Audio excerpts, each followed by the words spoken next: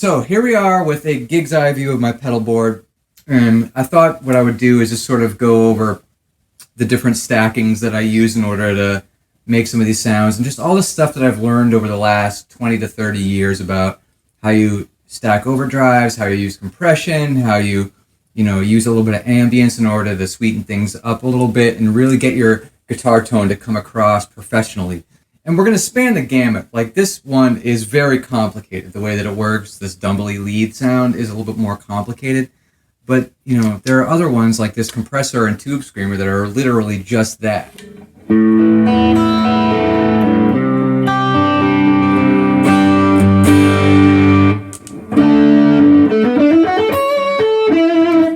One thing you'll notice about these sounds is they're all roughly the same volume. That's a very, very important thing. I'm just going to put it into manual mode really quickly so that we can just take everything away except for maybe like the compressor, which doesn't really kick anything at all. I had that set, almost, I think it's pushing the amp just a tiny bit. Let's see what the difference is. Yeah, almost no difference. So, when I have all of them stacked up here, it's just maybe like 2 dB louder. And the reason for that is the more gain and the more nastiness you stuff into your front end. Yes, you do want to push your front end a little bit, but it starts to muddy up after a while. And I've found that just pushing it a little bit past, where it would be naturally, just allowing your pedals to push your input a little bit is a good sweet spot. It lets your V1 12AX7 break up really nicely, but it doesn't start to make things muddy and lose clarity and no definition and all that sort of stuff. So let's just start. You know what? We'll start all the way down. My Nashville clean sound here is literally just the Nobels and the compressor. Hit it with the Telecaster. That's just, I'm using my CE24 at the moment. This is the sound that I use for that stuff and for like the jazz.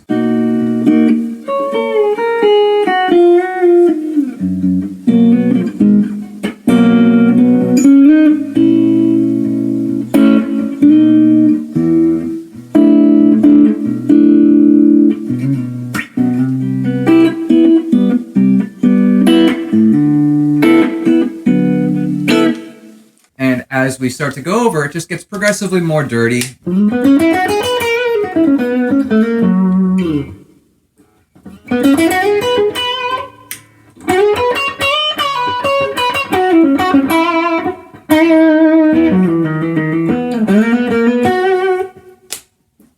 Same thing, but with the... actually, no, this is just the Prince of Tone.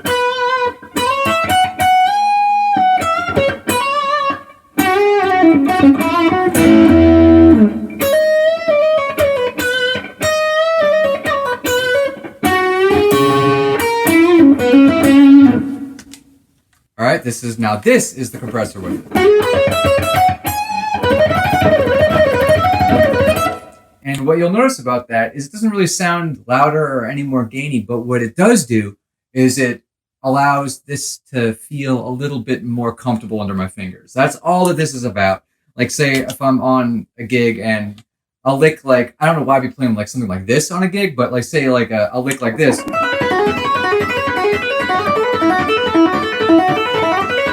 Like, that didn't feel good under my fingers, or I was like getting quiet notes and felt like I was botching it up or didn't have enough coffee that day. I might kick this on.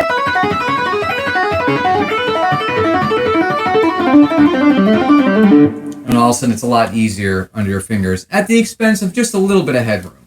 So that's all that's about. All right, Dumbly lead.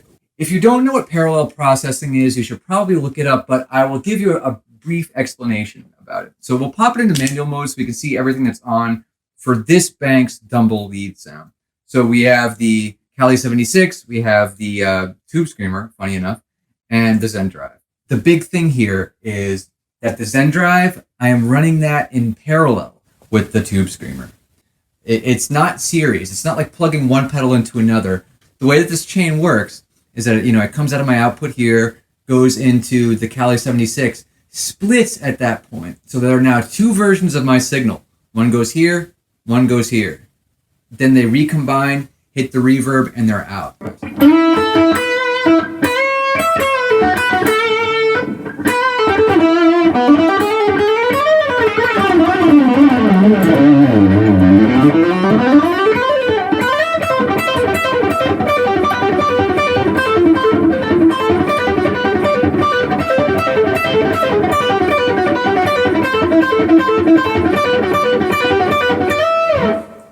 That's how you can get an $80,000 amplifier sound using just a stupid Bassman.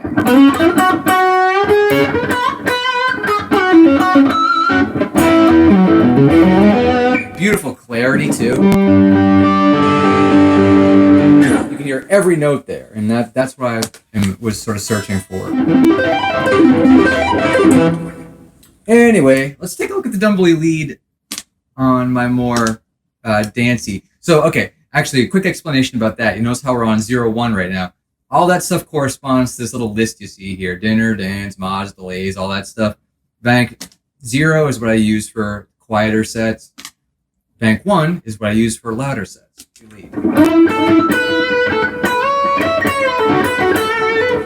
A little bit more intense, right? Same processing going on, but with the Prince of Tone instead of the tube screamer.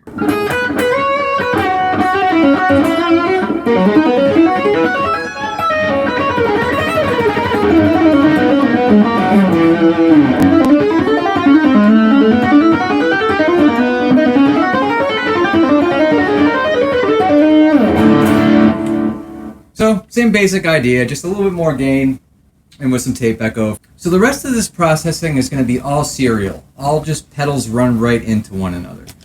We're going to look at, you know what, no, let's look at crunch really quickly. This is compressor, tube screamer, king of tone.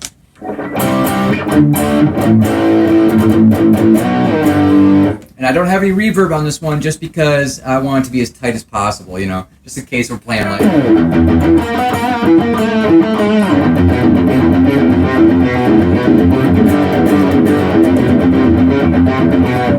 like you would think on a GB gig, but no, I do play some live band karaoke gigs where they're like, oh, we want to do some Pantera. And it's like, okay, crap. Oh, yeah, right.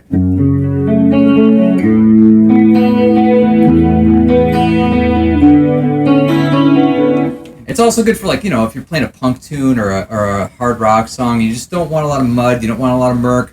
All you want coming out of your amp is just, boom, crunch. That's what it is. All right, more King of Tone style lead. Let's see what's on this one. All right, this one's got those same exact things, plus some tape echo. All right.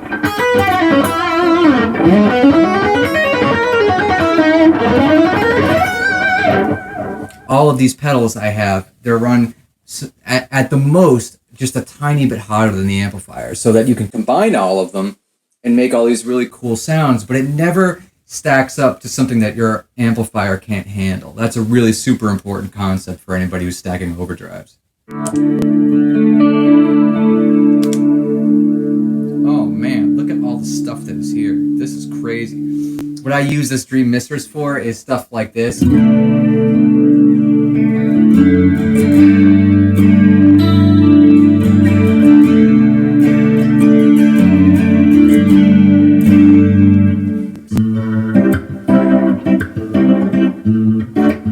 Tube Screamer Leslie.